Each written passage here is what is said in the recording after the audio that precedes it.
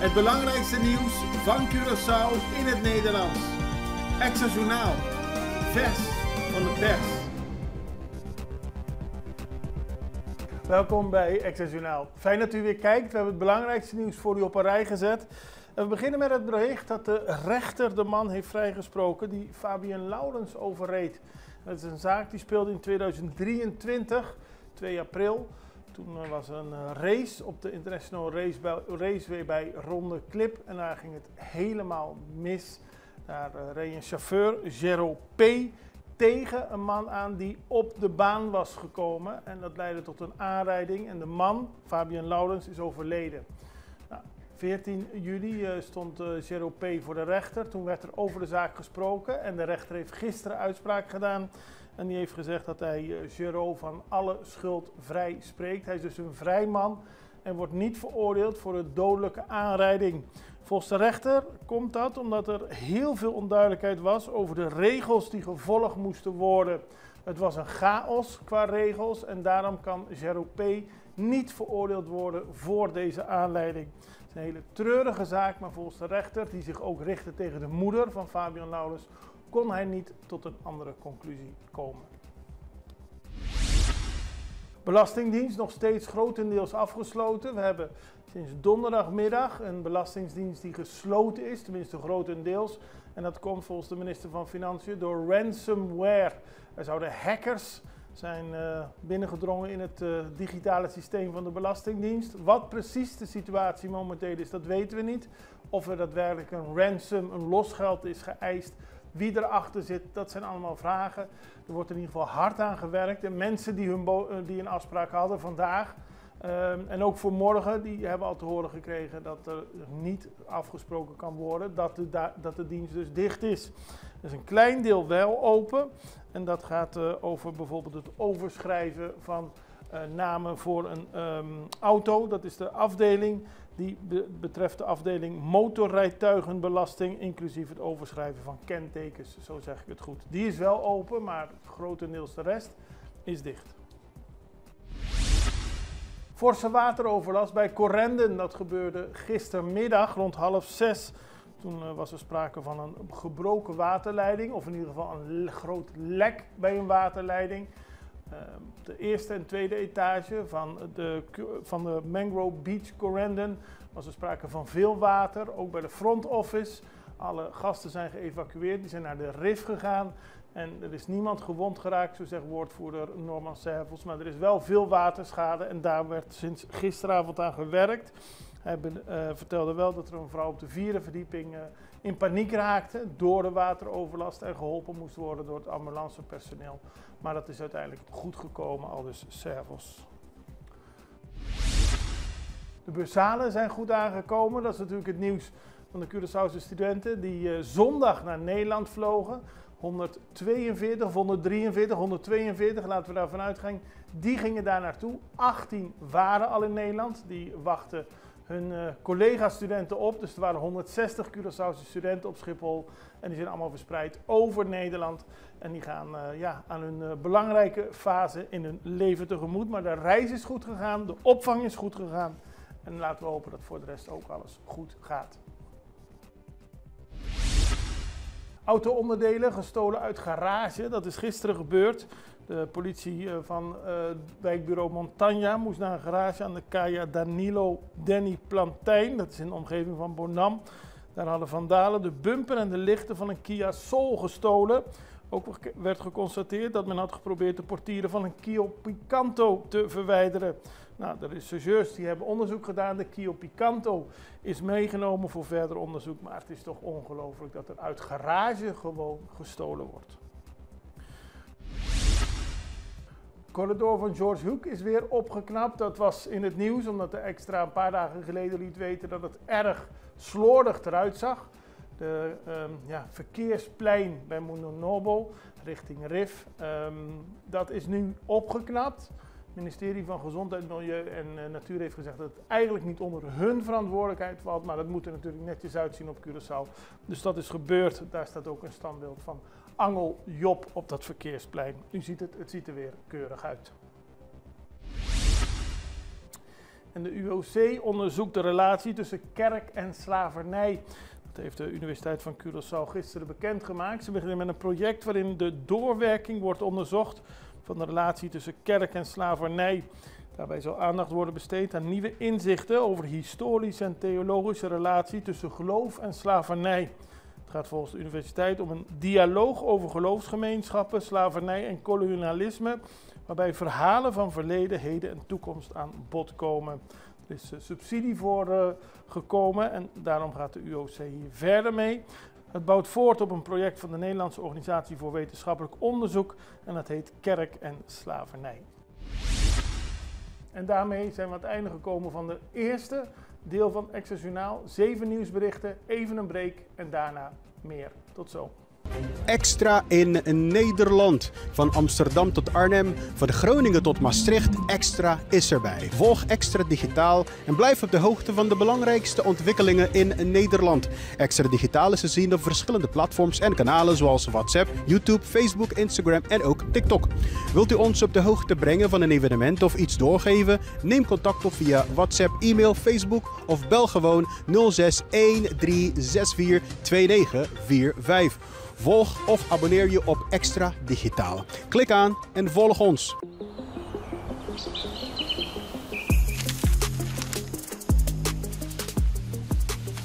Welkom op Curaçao, een van de mooiste eilanden in de Caribiën. Een ware parel. En het is een eiland waar je van heel veel zaken kunt genieten. Van de natuur, van de zee, van het eten, van de mensen en zoveel meer.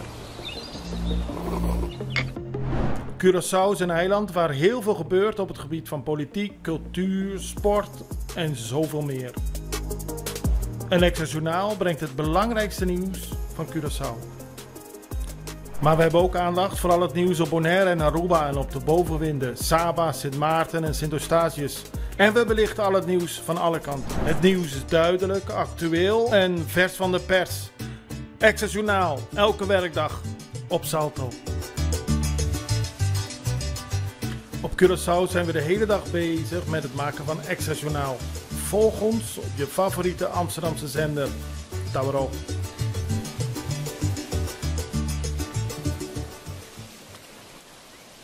We beginnen op Bonaire, want daar neemt gezaghebber John Soliano tijdelijk het bestuur over. Afgelopen zaterdag stapten 2 gedeputeerden uit het bestuurscollege, waarmee alleen nog maar John Soliano en gedeputeerde Clark Abraham overbleven. En nu heeft hij bepaald dat er zo snel mogelijk nieuwe gedeputeerden moeten worden benoemd door de partijen die het bestuurscollege vormen, de partijen de coalitie van Bonaire. Tot die tijd zal Soliana de werkzaamheden oppakken. Want volgens Soliana is met het vertrek van beide bestuurders meer dan de helft van het aantal gedeputeerden niet in functie.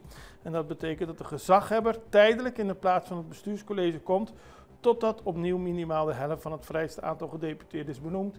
3 gedeputeerden, er moeten er dus altijd zeker 2 zijn. De gezaghebber benadrukt in zijn brief aan de Eilandsraad dat het van belang is om snel tot nieuwe benoemingen te komen. Op die manier kan de bestuurlijke continuïteit op het eiland worden gewaarborgd. En dan gaan we naar een interview met Royla Pierre. Zij is directeur van het Rooms-Katholiek Schoolbestuur.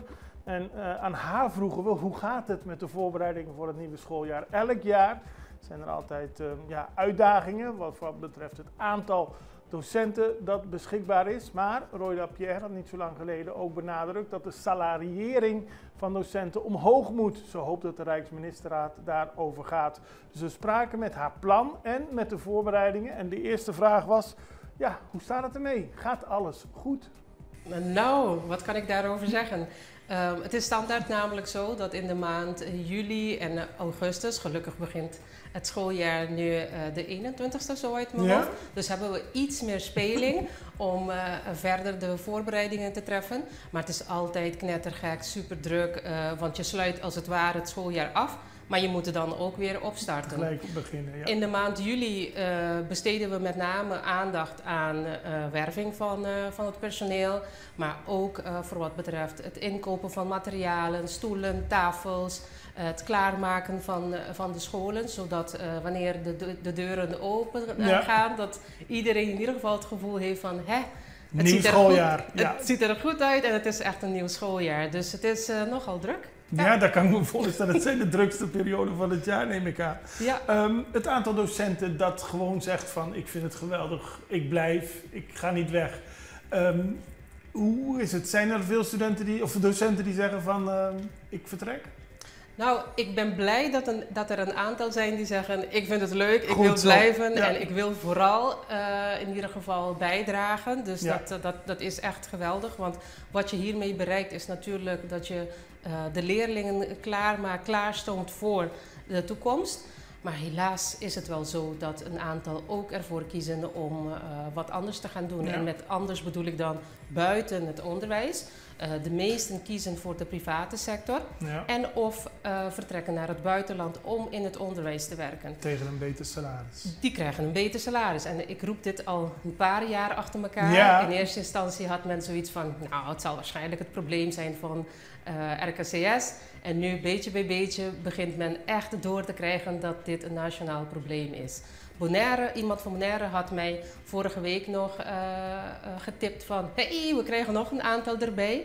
En ik dacht bij mezelf, tja, daar gaan ze weer. Dat is goed voor Bonaire, dat is fijn voor Bonaire. Dat is zeker fijn voor Maar het is niet fijn voor Curaçao, want Nee, het precies. punt van salariëring is een middel om ervoor te zorgen dat de docenten gewoon hun werk blijven doen. Dat is helemaal niet raar, dat zie je in overal sectoren natuurlijk. Heeft u reacties gehad op deze keer, dit jaar dat u het weer naar voren heeft gezet? Want u heeft ook gezegd, dit moet in de ministerraad besproken worden. Ja, nou, ik heb positieve reacties gehad van de gemeenschap zelf. Van de mensen die eigenlijk betrokken zijn bij het proces nog niet. Ik heb wel een post gezien van een van de ministers op Facebook. Ik ben blij dat het in ieder geval opgepakt wordt en besproken. Wij hebben een jaar of 5 geleden, destijds heb ik dat samen opgepakt met mevrouw Van Lemoen-Garmers, mijn voorganger. Hebben we gezeten met experts op belastinggebied en hebben we gekeken van nou, wat kunnen wij in ieder geval bedenken om het zo aantrekkelijk mogelijk te maken voor docenten om hier naartoe te komen, met name voor de eerste graders en daarna vertalen we dat door naar de tweede graders. Want uiteindelijk wil je goed personeel hebben in je scholen. Nou, dat bleek heel lastig te zijn natuurlijk, want als je het hebt over belasting, als je het hebt over salariering, dan moet je wel een groep weten uit te sluiten en dat is juist wat je niet wenst. Ja. Maar tegelijkertijd wil je wel dat er iets gebeurt. Dezelfde gesprekken heb ik opgepakt 1,5 jaar geleden. Toen bleek dat er wel een ingang was. Dus ik heel snel naar die gesprekmomenten. En heb ik dus met dezelfde personen gezeten en bleek dus dat er wel degelijk iets gedaan kon worden. Belastingtechnisch gedaan kan worden. Ja. Precies, dus toen hadden wij een collega schoolbestuur erbij gehaald. En samen hebben wij met deze betreffende persoon dus een soort van motie opgesteld. En dat hebben wij ingediend bij onder andere minister Sylvania als ingang om iets hiermee te doen. En kennelijk begint er wat te lopen. Okay. Dus ik ben blij dat het in ieder geval aandacht krijgt. En die aandacht moet ook ten besteed blijven worden. Hè? Precies. Want het gaat niet vanzelf. Precies, want tegelijkertijd hoor je ook heel veel geluiden van ja, daar komen ze weer, mensen van het onderwijs, dat ze minder geld krijgen. Ja, maar het is een feit. Ja. En als we inderdaad onze mensen binnen willen houden, dan moeten we minimaal kunnen concurreren met de landen in het Koninkrijk. Ja. En dat kunnen we op dit moment niet doen. Dus het is een onderwerp, u bent ermee bezig. Ik ben ermee bezig. Het ligt op het bureau van de minister, maar voor het komende schooljaar zal er niet iets... Nou, hangt er vanaf hoe snel zij zelf zaken bespreekbaar kunnen maken. Maar wij staan in ieder geval open om nog meer gesprekken te voeren, om samen te brainstormen, na te denken. Maar dat er iets moet gebeuren en snel ook, dat is een feit. Veel succes aan het Rooms-Katholiek Schoolbestuur en alle andere besturen. Wij gaan naar internationaal nieuws, want de Venezolaanse oppositieleider roept op tot clandestine organisatie tegen president Maduro. Dat heeft Maria Corina Machado gezegd. Gisteren heeft ze opgeroepen tot de oprichting van een clandestine organisatie tegen de president. En die vierde gisteren samen met duizenden aanhangers de verjaardag van zijn omstreden herverkiezing en de overwinning bij de gemeenteraadsverkiezingen van zondag. Maduro werd door de Nationale Kiesraad uitgeroepen tot de winnaar van de presidentsverkiezingen vorig jaar, 28 juli 2024. En Machado houdt vol dat er sprake was van fraude.